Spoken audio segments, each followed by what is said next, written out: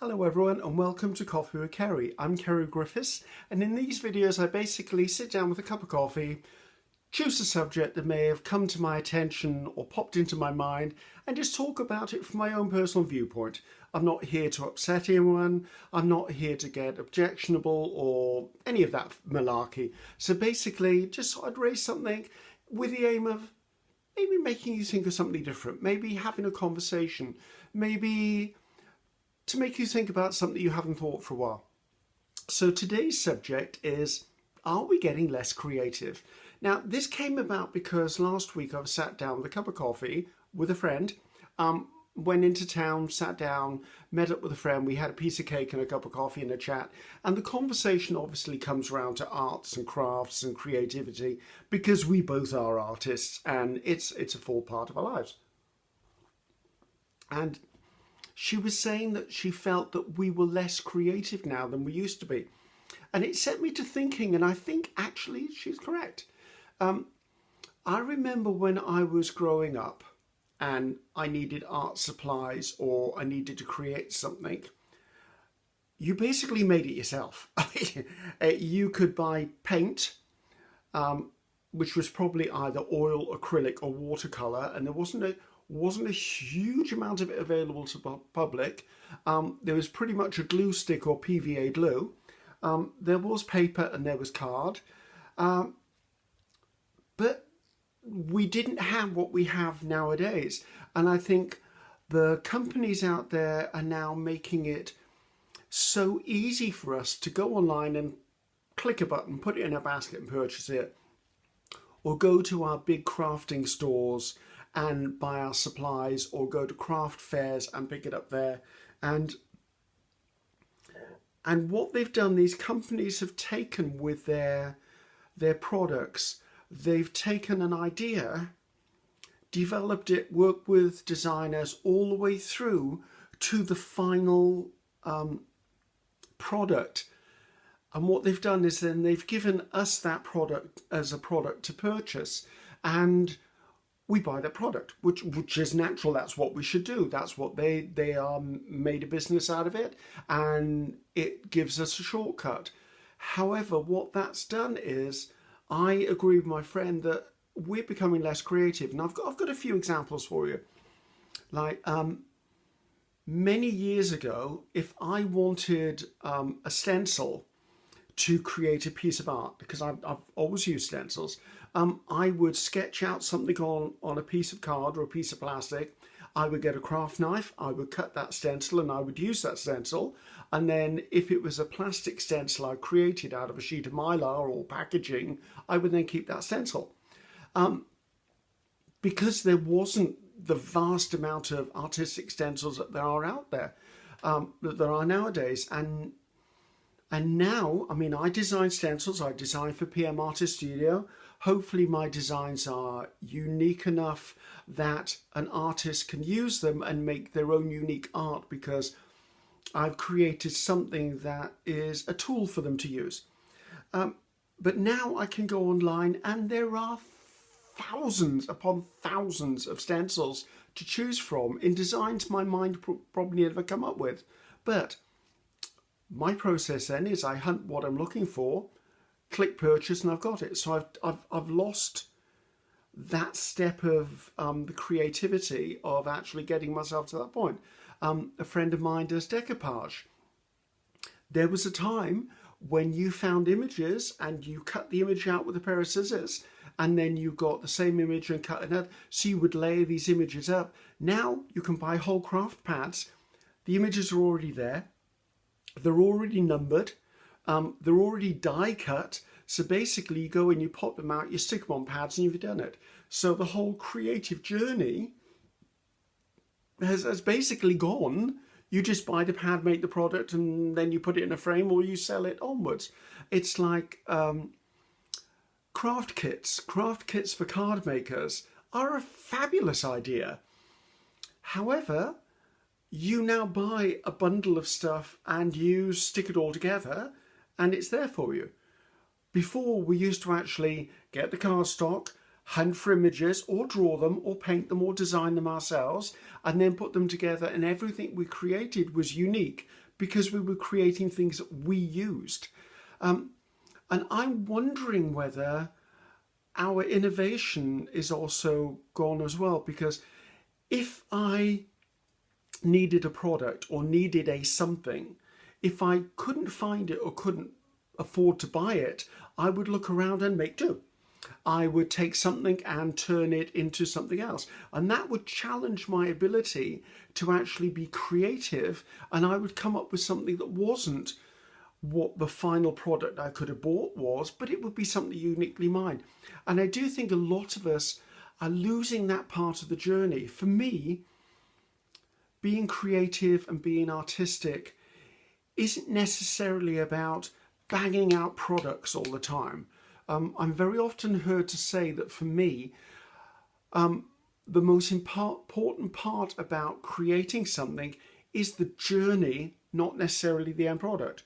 I mean, I do create stuff. I create journals, I create art pieces, I create three-dimensional pieces. And my enjoyment lies in not the struggle, but the slight challenges I get along the way to be able to take my imagination, find a solution for the challenge, and then create it, and then move on to the next creation and the next challenge and the next creation. And by doing that, I'm creating something that is uniquely mine. Now, by all means, there are things that we deem necessarily to our creativity. Like, I would be lost without stencils, because I use them all the time in my gel printing and my artwork. There are some silicone molds out there that I could never, ever in my wildest dreams create that piece, whether it's in resin or air drying clay. I could never create that myself. It needs to be created for me from that mold. I mean, I will use, say I'm doing a steampunk piece, I would possibly use a mold that's got cog shapes in it that I could then pour resin into or air dry clay and use that. What did I do before? I used to scour car boot sales, find clocks and mechanical things, deconstruct them and actually use the real thing in the past. So I think it's worth, the next time you think about, oh, I just need to buy that product, or I just need to get that, or I need to, maybe think, can I do that myself? Or is there something out there that is something else I can use? Like, so I'm really enjoying this coffee. If I'm doing a mixed media piece of art, very often I will turn to nature and go, what can I find? Is there a piece of bark? Is there a piece of slate? I will look around and go, right, there's a rusty door key there. There's the spine or the mole, which is the fabric down the spine of a book. Can I use that and add that as a textural element? Is there a piece of fishing line I found on the beach that's all tangled up with a piece of driftwood? I look around for things and I just enjoy that. And I think a lot of us have become so used to order a product, receive a product, produce art, when actually for me there's a step that's missing nowadays, and that is reaching into the depths of your imagination, finding out what your imagination wants to create, and then looking around and going, how can I do that? Can I make that? Can I do this? And I think if you look at the people we admire, and believe me, there are lots of artists out there I admire, I follow on Facebook, I follow on YouTube. The people who inspire me are the people who have that creative seed. They will take a piece of muslin and they will put it into Mod Podge. They will scrunch it all up, they will stretch it out, they will seal it to a background. They will then go in with some paints and inks and they will put shading into it. And then when it's all dry, then maybe get a piece of sandpaper or glass paper and sand it back so you've got that unique texture in the background. Now, I could just go online and buy myself a mold that does that. Or I could go online and find a piece of craft card or craft paper that has that as an image. But that process is creating something that is uniquely yours or uniquely mine. And I think we're beginning to forget that we've been blessed with hands, imagination, inspiration, whatever you want to call it, that we can do these things. We can, but I think a lot of the joy is going out of crafting and creativity, because a lot of the time we're just buying a kit, making a kit, putting it out there, buying a kit, making a kit, or we're buying the next tool, or we're buying the next piece, or we're buying it. And I think we need to not stop buying. It's an important part of the economy. It's an important part of creativity. But I think we need to remember that we can do other stuff. Like, I mean, I have a small garden. I live in Cardiff. There is actually a coastline, probably about 20 minutes walk away from me. We get lots of seagulls. We get lots of birds of prey here who are feeding on the seagulls. And I will very often find feathers in my own garden, and I'll collect them. Sometimes I'll immerse them in resin. Sometimes I will brush them with Mod Podge to seal them so the feather is one piece. Then I might go in and airbrush it, or I might paint it, or I might put rice paper onto the feather, and I've got a unique element that is maybe then going to be a closure for a journal. I will look around at found items. And to me that's just exciting.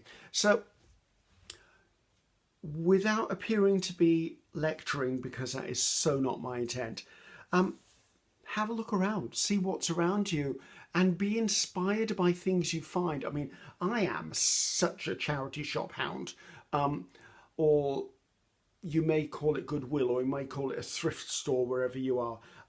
I will regularly go, I've got a circuit of these charity shops I can go to, and I will very often find the odd and eclectic items that sometimes are in the bin for a couple of pence because they're broken.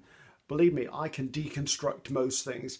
A clock, a watch, a piece of an ornament, I mean, just anything, and I will turn it round and then take those elements and create with those. And that's what's fascinating. It's working with found things. It's a form of recycling. It's turning a treasure into a new treasure. It's wonderful. I love doing that. So I encourage you, next time you think about creating a project, don't immediately hit the internet and search for elements. Even if you just search through your own supplies, have a search through that drawer that we've all got in the kitchen, the one where, the one where we always throw things. What's in that drawer? What's in the back of that drawer? Hit your medical box. Is there some gauze? Is there a bandage in there that you go, you know what? I can cut that into squares. I can tea or coffee dye it. I could stick that onto a background and make a background that's really interesting texturally, and then build on top of it. So just have fun, guys. Just play. And I think we're forgetting that play is the seed that actually is blooming when it becomes creativity. You have this seed of an idea, and who knows where that's going to go. And for me, that's incredibly exciting. Absolutely incredibly exciting. So have fun creating, guys. Don't forget to make do. Don't forget to have a go at something. You don't have to succeed. The journey will teach you a lot of things. It's lovely if you do succeed. It's lovely if you make a fabulous piece of art. Guarantee. At least 50% of the stuff I create, you never see because it's not good enough. However, the lessons I've learned in the creative journey I've been through are what leads me to pushing myself into creating things that I am proud of and I do share with you. And when I discover something new or rediscover an old skill, that's where the ideas come from for my videos. That's where I can share ideas. There's very few absolutely unique and new ideas in the world anymore. I will very often look back to the past to create a future technique. And there's some wonderful stuff out there. So have fun creating, guys. Have fun being innovative. Look around. Maybe set yourself a challenge.